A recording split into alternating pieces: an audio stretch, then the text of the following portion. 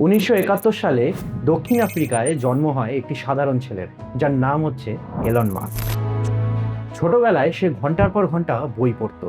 সবাই মনে করত যে সে বাস্তবের চেয়ে কল্পনার জগতেই বেশি থাকে। মাত্র 12 বছর বয়সে নিজের বানানো ভিডিও গেম বিক্রি করতে শুরু করলো। এটাই ছিল তার প্রথম ব্যবসা। তারপরই শুরু হয় তার বড় স্বপ্নের নতুন যাত্রা। তৈরি করলো নিজের কোম্পানি পেপাল। পরবর্তীতে সেই কোম্পানি বিক্রি করে কোটি কোটি ডলার উপার্জন করলো এলন মাস্ক। অনেকেই এই পরিমাণ টাকা পাওয়ার পর নিজেদের জীবন বিলাসিতায় কাটিয়ে দিত, কিন্তু এলন মাস্ক ছিল অন্যরকম। আবার নতুন করে বিনিয়োগ করলো নিজের নতুন কোম্পানি টেসলায় এবং তার সাথে তৈরি করলো স্পেস এক্স। প্রথম দিকে এই স্পেস এক্সের রকেট বারবার উড়তে ব্যর্থ হয়।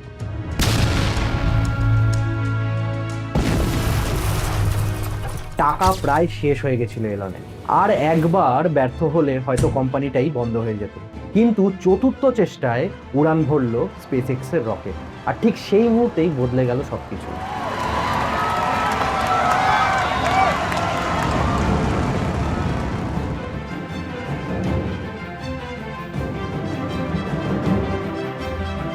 স্পেস এক্স মহাকাশ শিল্পকে পুরো বদলে দেয় এবং টেসলাও হয়ে উঠল গাড়ির জগতে একটি অন্যতম মূল্যবান কোম্পানি।